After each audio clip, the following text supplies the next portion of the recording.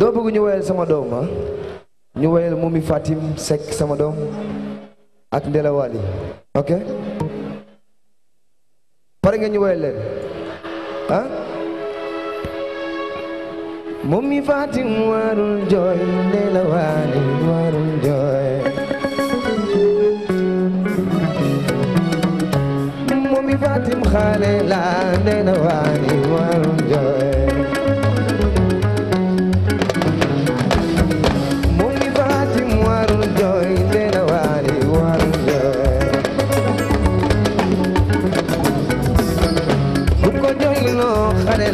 Ndella Wally warul jooy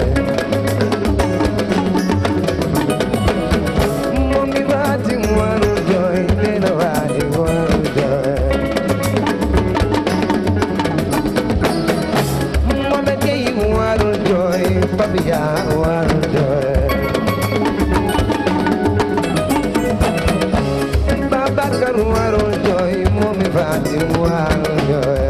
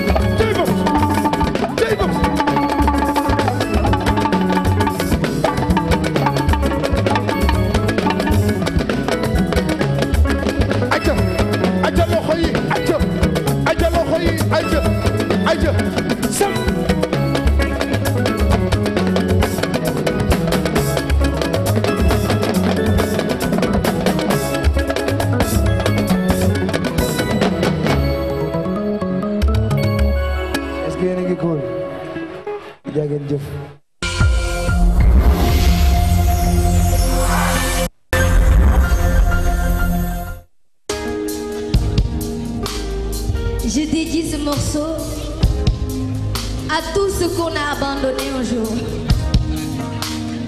À tous les amoureux aussi. À tous les amoureux qui sont là ce soir.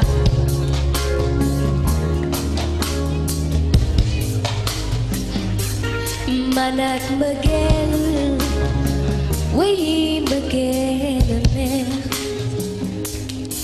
bu la sa waay bàyyee te ngay bëgg a dee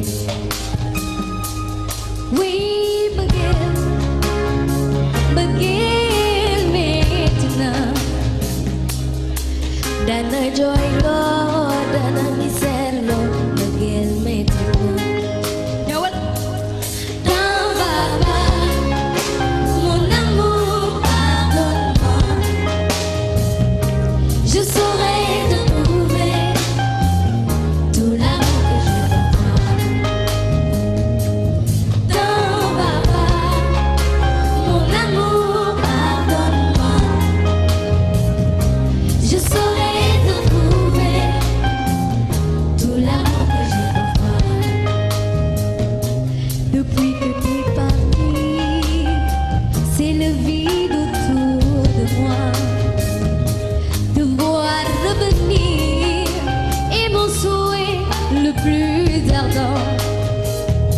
Je suis perdue, oh je ne sais plus à quoi m'en tenir.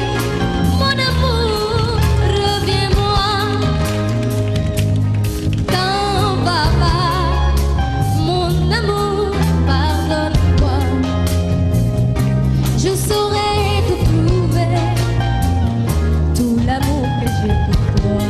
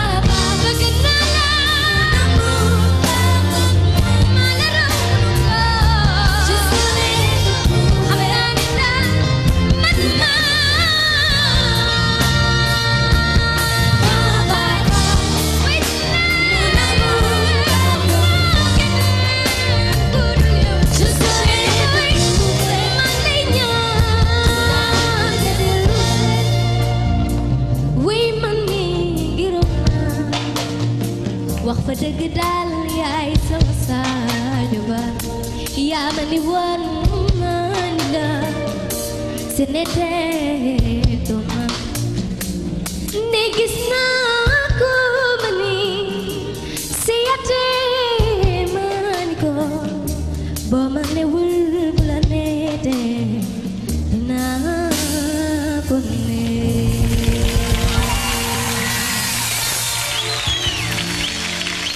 Merci beaucoup.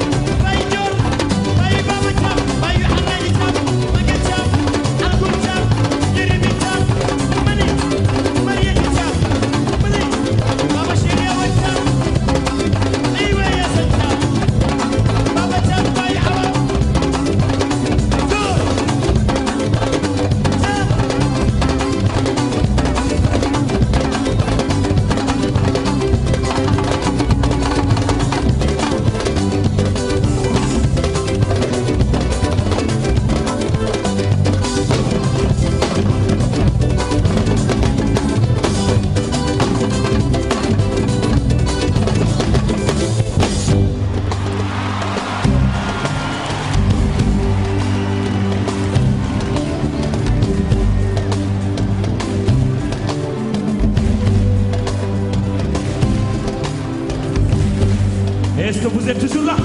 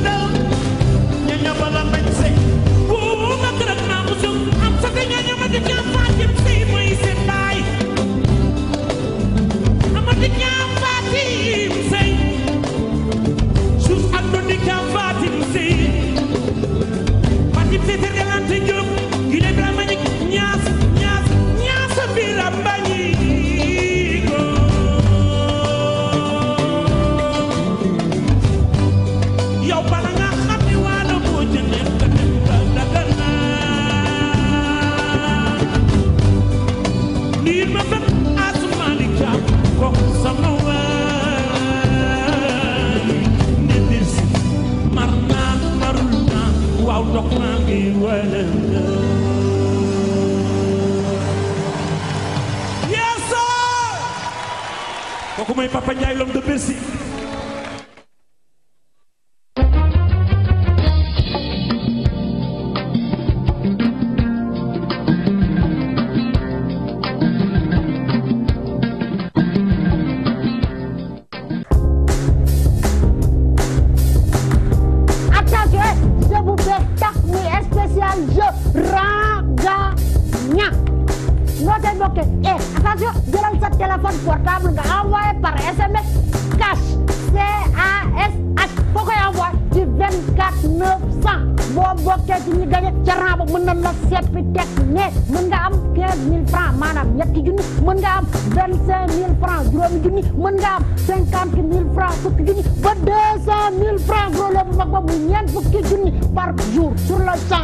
sa message xam ni gagné nga SMS bi nu mu lay dikkee 100 francs kese muy ñaar fukki junni wala nee na ko moom jël leen seen téléphone ngeen envoyé cash CASH foo koy envoyé ci 24 900 yéen borom.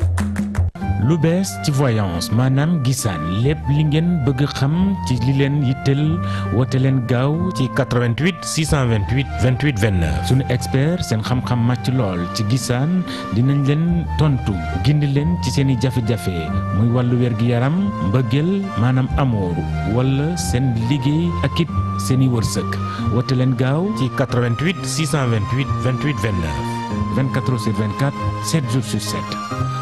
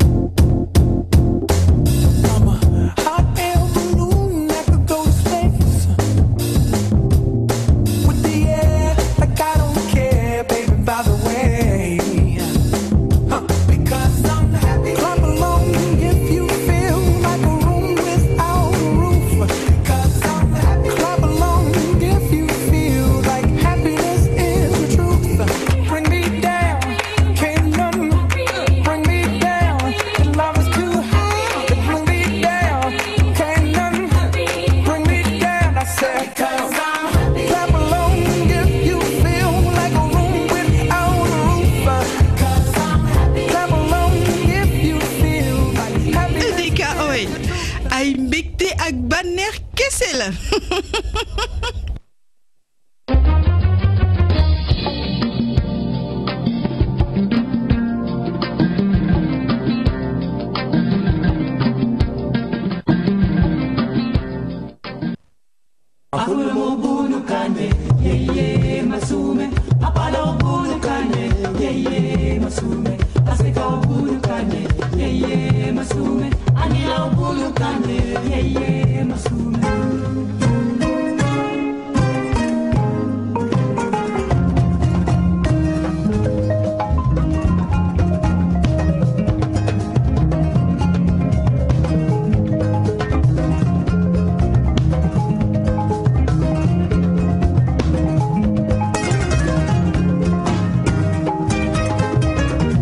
di mandinkolu anaka mwelalu kaltentu kaljay fanfan ka fale ko bi wurara kacana tale LCS la cour kono ali alonko exposition be LCS la cour kono minketa dans le cadre du biennale des arts une exposition dans la cour de la LCS dans votre émission Mandeng wurara kacha sur la télévision LCS to badi mandinkolu anaka mwelalu baltentu la kaljay fanfan ko kafo ali badinsi wurara kacha bi abe LCS la cour kono ali alonko biennale des arts na culture ikolle yitandi na ciosano ikolle itandi sous l'égide du ministère de la culture et LCS préféré il y a l'exposition qui est parce que alialonko Sénégal diang artiste balbe Sénégal diang faut qu'il a rôle yitandi ministère na vraiment il a tableau lou il a culture d'arolu mo c'est expérience sur le plan international wala anko LCS alialonko culture damman LCS ka balu wolela ka badi wul tentu kel jaye fam ko ka fo bi wurara kacabe LCS la cour le kono mbe invité do sot la madame Diallo aminala nabe kacala ate botna America le nabe kacala ay Sénégal je nyami et en même temps mbe kotoma kontona minketa mon mamboy diaw oti afana mbe kala na invité ti wurara kacato katun kunu ala kordato nae kacake fanfan mamboy diaw katen tu kaje fanfan ate fana mbe kala na invité ti mais janim ben invité du na mbe clipo do jubela ngamuruna on regarde cette belle vidéo et revenir sur le plateau.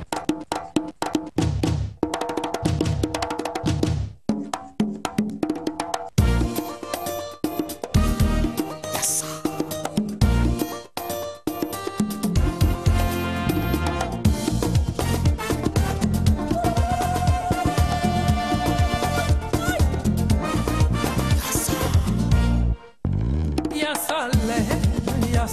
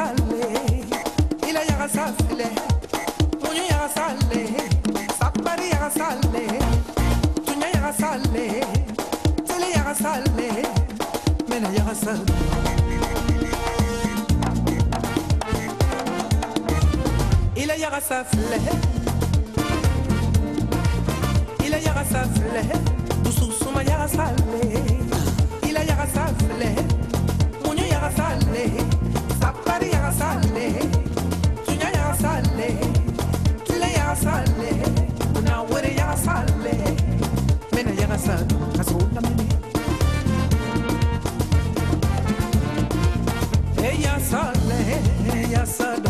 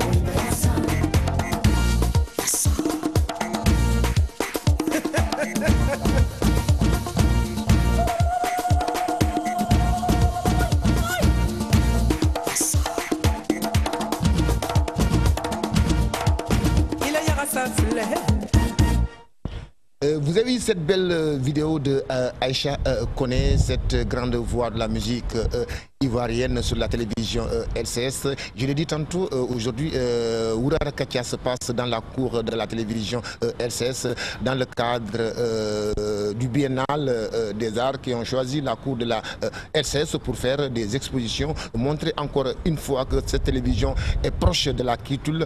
Cette télévision prend vraiment pour la promotion des artistes locaux, faire vendre leurs produits sur le plan international. LCS la cour de l'économie.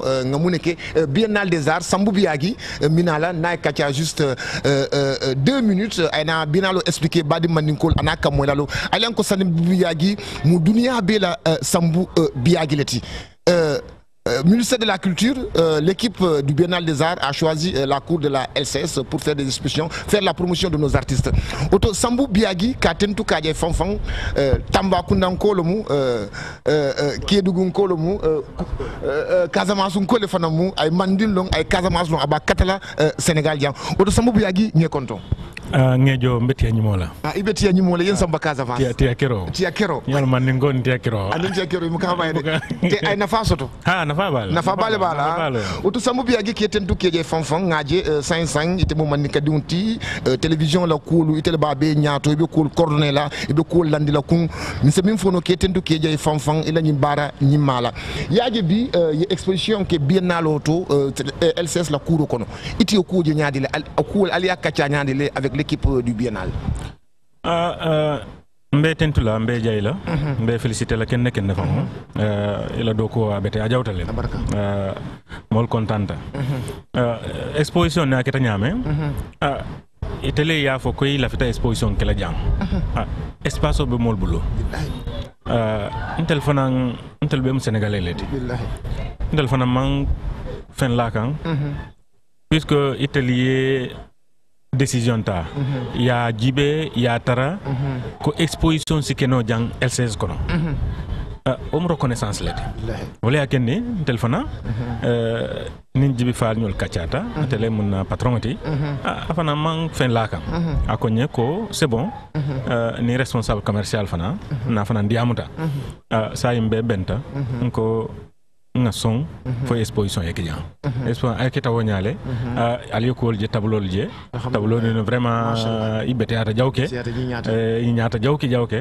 donc wala yakende vraiment bi keniwo mol content jawke aka quel fanan ko LCS jang al téléphone al ka artistes accompagner les pour faire la promotion des artistes locaux ha yalon mol ko le ko la chaîne sénégalaise était ko sotono lam même comme la chaîne sénégalaise la fait tamit nay toke la très juste sénégalaise la fait tamit na foyoleke mboleke kan billahi wala yakin ntel même min ke kan anin tolu min ke kan kilinte fo mol ya comprendre wonya ntelu chaîne sénégalaise lemu chaîne arabe made in Sénégal voilà made in Sénégal wala yakin di sénégalais bi la ibe e fanko dani la ni nata yi kon ntelien ntel lafita ninne la na ya tara nteliano ba kilale ni make ya tara ntelte sénégalais wala ya kendi artisol bota dilawd la ni nata ko nge dema nkaminno nsake ni maminno nsafon take no wala abonye wala musiloti sambu biagi katentu nya fanfan sambu biagi yo wurara kaccajele dunia be ba fole ko wurara kacca émission mi alongo vraiment machallah tay atamata wura kacca fo fitri kacca ni suto kacca ni yo suto kacca oto sambu biagi katentu kaje fanfan ngambadi ndola kontondiro date mambo jaaw ako nga fo yabe konton na mole mambo jaaw koldanko molbe hadumare jawke koldaje abe lori nyamen kadi ngol dema o bete jawtale mba konton na kende mba féliciter la fana oto keten du keje fanfan sambu biagi yebadin si oto ali agele atelom coordinateur ti télévision nationale minketa sambu biagi ti almasola simayala yaji aya kanunte konto minketa mamboy jawoti kolla jato kolla jata muta jato atel be kelen na invité ti sur la télévision LCS ntata la cordato na interview ke minketa mamboy jawoti ali alon ko afana mba katakan pour ay kolla mairie soto oto ngamira ka tentu kaje fam min keta mamboy jawti anala staffo be muni kala ganin be mamboy jawdu ndila on va suivre une vidéo de Dabi Baldé et on revient sur le plateau.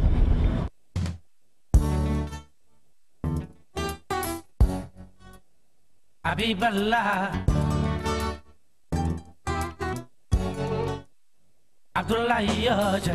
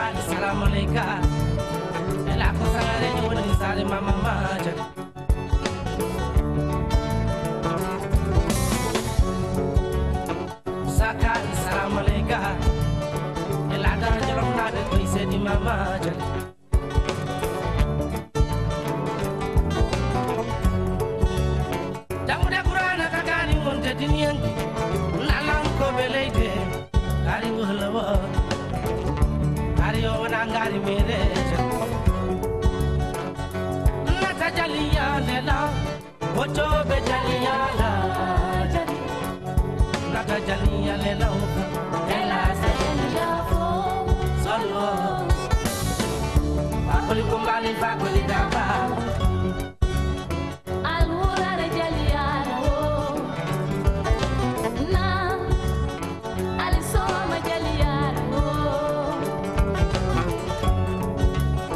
toranya mami ma ela konele kale baba joni nene ma jali urara jaliala kumani beda jaliala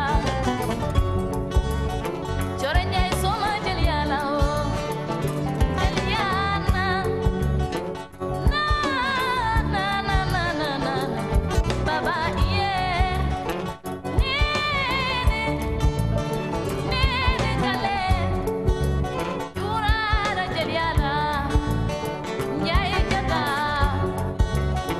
isoma jaliala jalia soro mandina jalia soro mandi I chora nyayo nyai kolda junyu diarila foto kuyalila nana na jaliala yo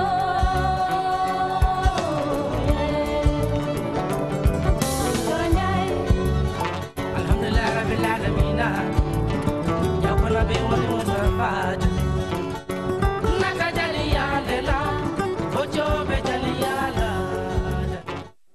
naka jaliale la tabi ka jali Et vous avez vu cette vidéo de Dabi Baldé.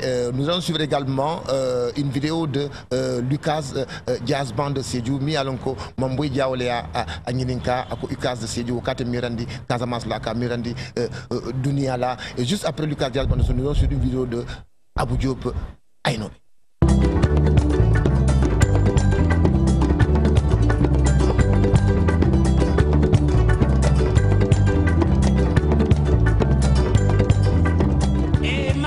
Sapatu ba koyo mama sapatu ba koyo nena atu ba nebe mama sapatu ba koyo bejoje atu ba nebe mama sapatu ba koyo konya jabele atu ba sambani mama sapatu ba koyo yara motor de atu ba nende mama sapatu ba koyo sole na atu ba yole ni mama sapatu ba koyo konya jabele atu ba sambani mama sapatu ba koyo yara motor de atu ba nende mama sapatu ba koyo maraki sane no le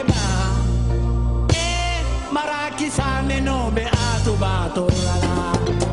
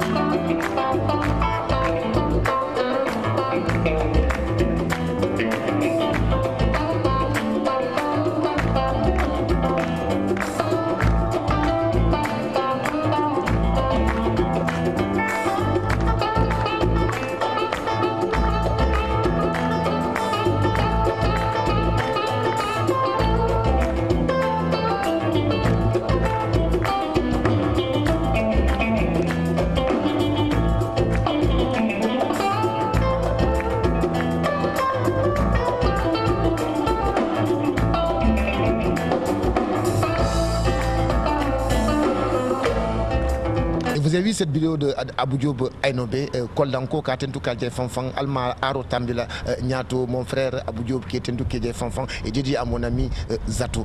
Et là, je vais introduire ma chérie, Madame Diallo, l'américaine qui est venue nous voir au Sénégal. D'ailleurs, elle s'est même mariée avec mon frère, le grand monteur, Van 12, l'homme de Grand Yoff, l'homme de Dakar. My wife, you are nice. Yes, I'm fine. Thank you. You are very fine today. Yes. Senegal is good. Yes, Senegal is wonderful. What is your think about Senegal? I think Senegal is a wonderful place. I love the fashion. I love the people. They're so friendly. And I just love the weather. Senegal is very nice, quoi. Yes. What is your favorite African food in Senegal? Oh my goodness, I love chiboujen. You like kiboujen, Wow. huh? And soup kanja is very good also. I've never had that. You eat soup kanja? No, Senegal is good. Oh, I'm gonna try it. I see you a long séjour in Senegal. And you like the tableau in Senegal? Oh my God, it's so nice. African Biennale. Yes, beautiful, beautiful. It's very nice, huh? Yes, this is my favorite piece right here. This is your favorite piece? Yes. And when you go in America, you like it? Yes. In America, huh? And this is very nice, huh? Yes, very nice. Okay. Okay, Madame Diallo, when you say to buy your friend in America? I'll say hi to my friends. I want to say hi to Mamisa Modeling. Hi to my mom and hi to my family. Hi to my new family. New family, yeah. Yes, and your last salutation in Senegal, your last salutation? oh, my last salutation is I want to say thank you to my husband. Thank you to LCS. Thank you to all of Senegal because they're so friendly and helpful. Thank you to my new family. Thank you to everyone. Thank you, very nice, Madame Diallo. À bientôt. Very nice, very nice. Et vous avez suivi, c'est Madame Diallo, américaine on l'a dit, dans Sénégal, il y a le Futur City Sénégal, Jan de Kanayof, Namontro Minketa Van Dialloti, Katen Touka Djaï Fanfan dans votre émission Mandeng Ourara Katia. Je l'ai dit en début de cette émission que mon invité est Mamboy Diao, Katen Touka Djaï Fanfan. Mais mon là, mais Mamboy Diao l'a interview du la mi alon ko ngake ala korda ko chez lui-même. Regardez ça. Toubadou lu nga fallait en intro Mambo Diao Bimbala salon lote Katen Touka Djaï Fanfan. Kabra et Molsi Mandi Fonkono Fata Tep comme on dit. Ventre plein d'être content. Autobadi Nicolas Nakamola Katen Touka Djaï Fanfan. Mambo Diao, bonsoir. Bonsoir, la mbe kontona mbem badi mandinkol be kontona mulbe fuladu mulbe pakao balantakunda Casamance be kono ani mulbe sirin Dakar ni Sénégal sa te dol be kono ja tombi famol mulbe diaspora kono la en sewta bake parce que lañu émission kamol murundi komale akamol murundi kununne te kununne diata wala na bibe ja nimman kunun jube samata betiano la wala nan sewta inatan konto nyaminte pour nga kachanga Sénégal kofo nga Casamance kofo nga Kolda kofo.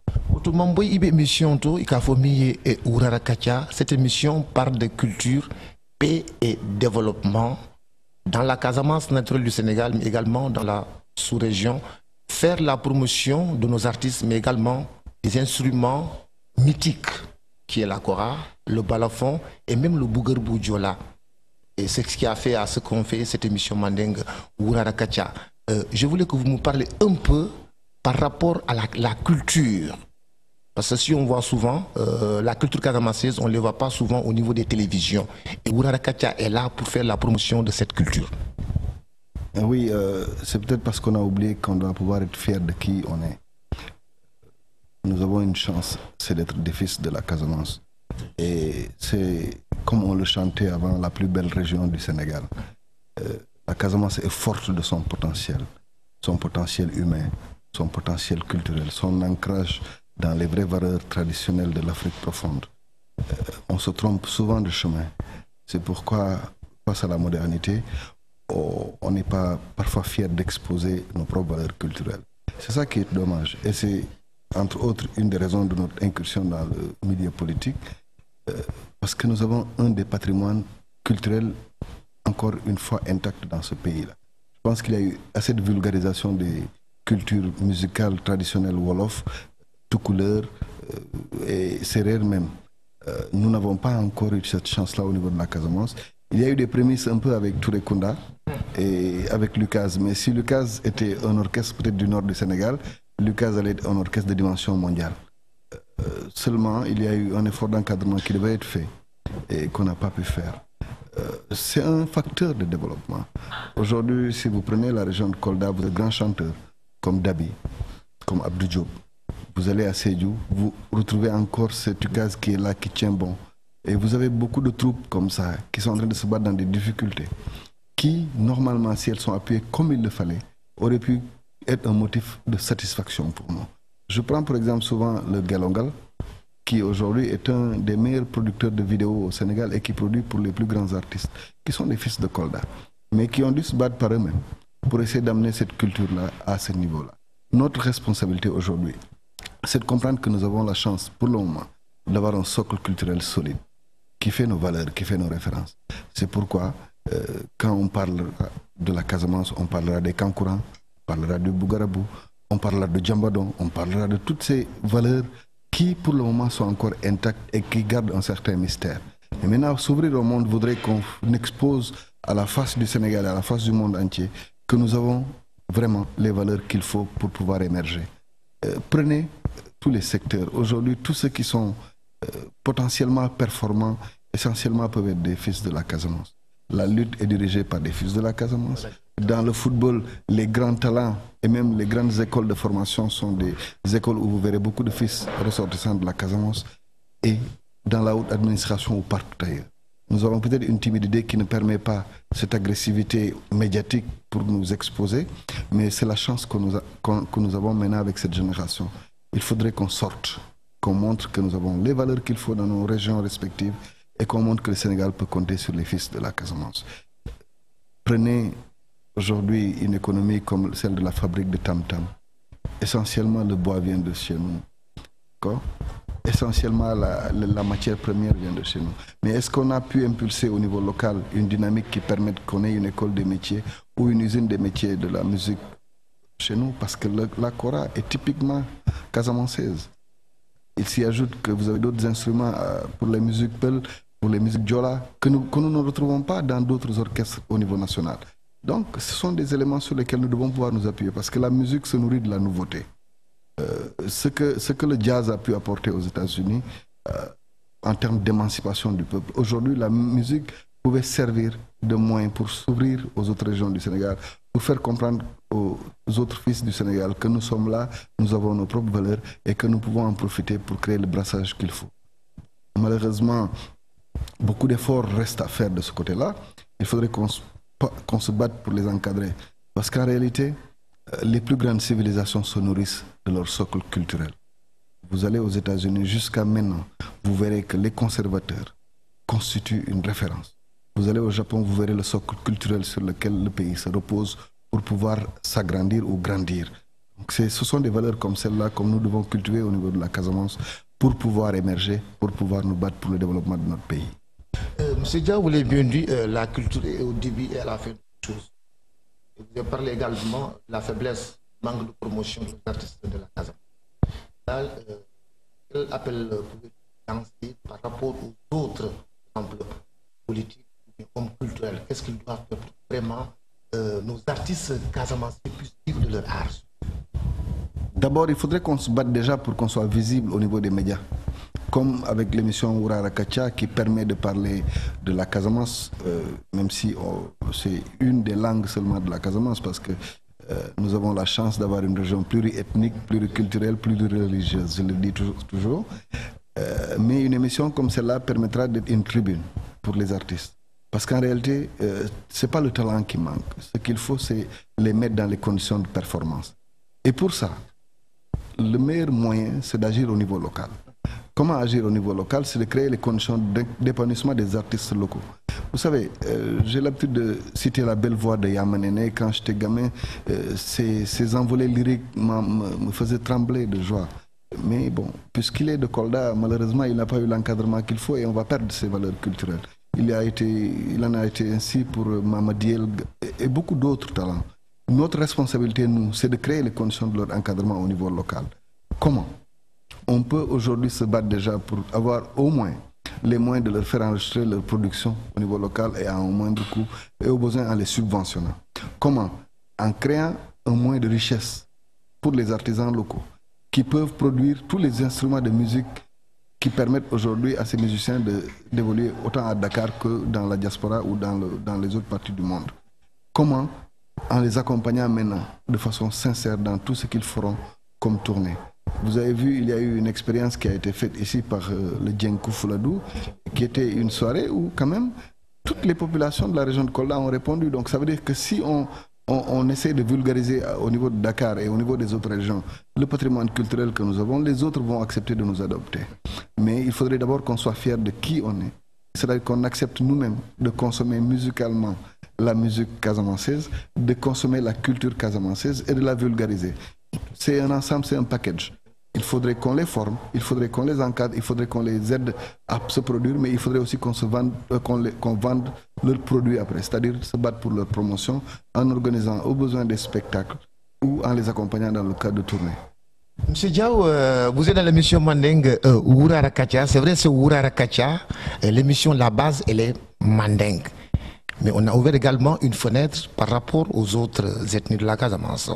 Il y a les Peuls, il y a les Diola, il y a les Manjac, et il y a même les Balantes. C'est toute la Casamance, les Bainounk, toute la Casamance du Sénégal. Et les Monod, il y a tout. Et même vous êtes de Kolda. Et j'aimerais que vous le dites en Peul. Par rapport à cette émission Mandeng Wourara Katia, salut les téléspectateurs, parler de la culture, parler de développement et même de paix.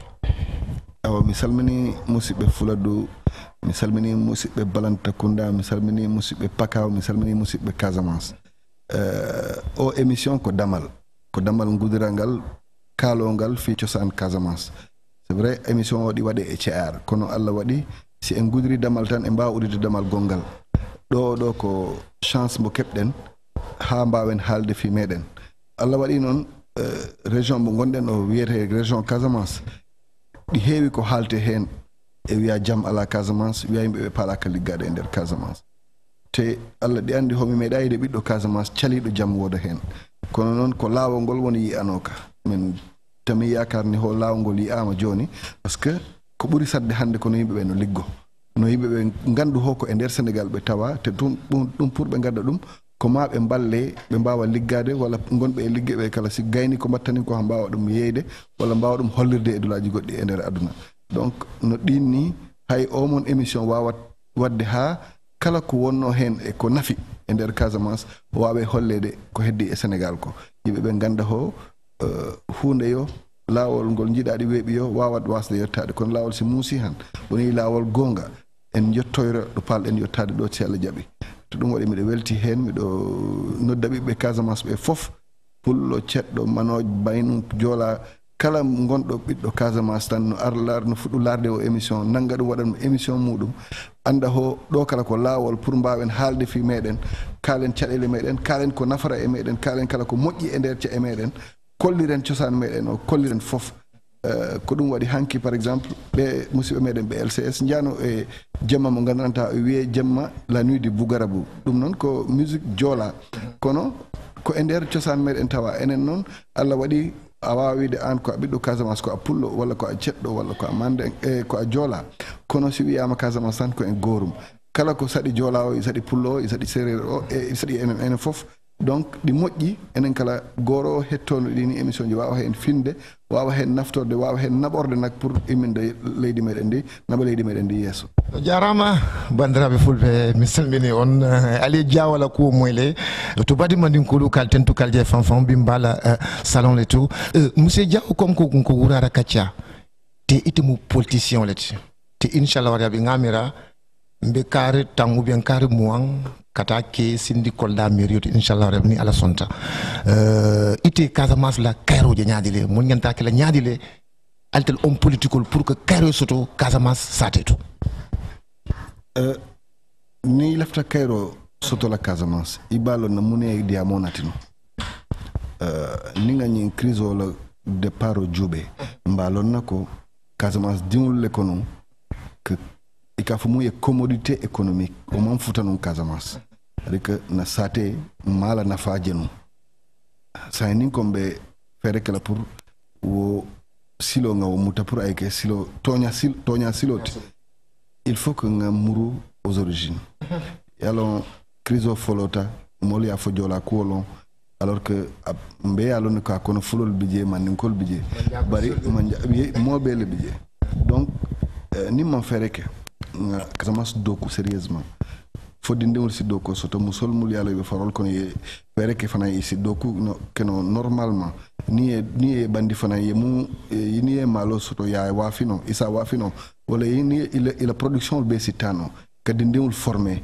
ka itandi ko Casamance be Sénégal le kono silo titano la ngamra wala na président Macky Sall sans faire de bruit ay wala comprendre ay programme jama lancé Casamance ni aji kunke atata Ziguinchor conseil des ministres autogé ay 300 milliards les fodje pour investissement pour la région de Ziguinchor abote je atata Kolda jeri fana 200 milliards les wala annoncé je habitat Sédhiou ni ala sota atemela bare aman dan woto atata ay projet pôle de développement de la Casamance naturelle lancé wo muneti wo mu complément oleti parce que ni silota yada da Dakar fo Ziguinchor ay ke sila betote ni bota Ziguinchor yi man futano Cap Skirring interretije parce que beaucoup on que ça tel le kono wulo kono donc ni mol la production que wulo kono ni ma sambano ça te ba kono pour kanati Dakar wala pour kata wa fait de la doto ça n'a pas de sens président yo le comprendre ako pôle de développement de la Casamance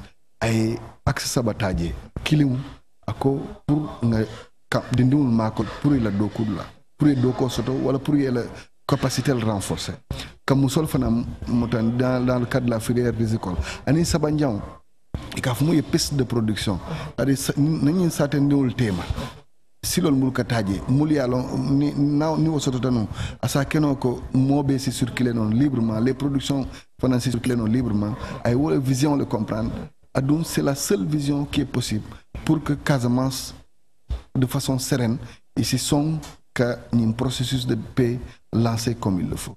Et vous avez vu ensemble l'interview de Mamboy Diaw ay min fo Casamance la koto ay ngani min soto Kolda Nkoli ay ngani min soto Africa ay ngani min soto Sénégalais dindi wulon abakatala ntenga mira mon nyanta munekela indul milialon ko yi xammo soto yila ya kanu yila culture kanu ila fta karo ila sateto Mamboy Diaw ali ala kachamo ay karo fo développement fo ay pepo en Casamance karo nyanta kala nyami ani ati wilta nyami nyanta politiko kela nyami min satina vraiment Kolda yebo nato kono Kolda yebo kolia kono to Mamboy Diaw ka tentu ka je fanfan on salue également madame Diaw très gentil très disponible aux côtés de son mari dans ce combat très noble otobadi maninkolu anaka mwelalo mais clip là-bas on du là et nous allons refermer cette vidéo cette émission otobadi on ngani clip au duvé ngamuru na plateau.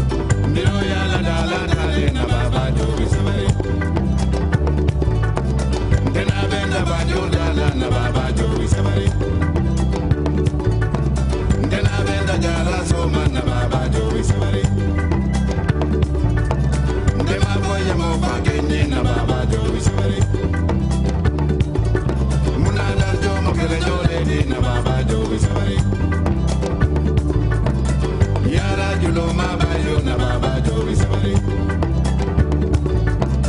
Yara julo mabayo na baba jowi sabari. Ay boy.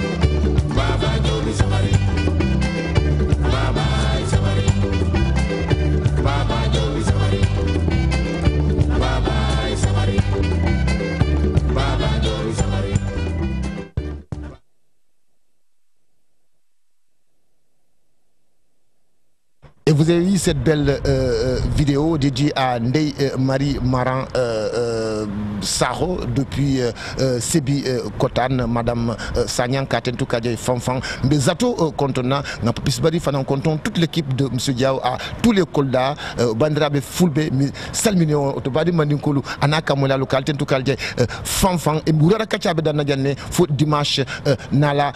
Caméra et réalisation, mon ami Aliou Diallo Van 12. Maquillage, vous avez Adama Diané, la grande Adama Diané. La réalisation également, c'est avec Madame Diallo qui a participé à la réalisation. Otobadi Maninkolu, Mbadana Diané, faut dimanche là. Ciao. Masume, apala ubulu kane, yeye masume.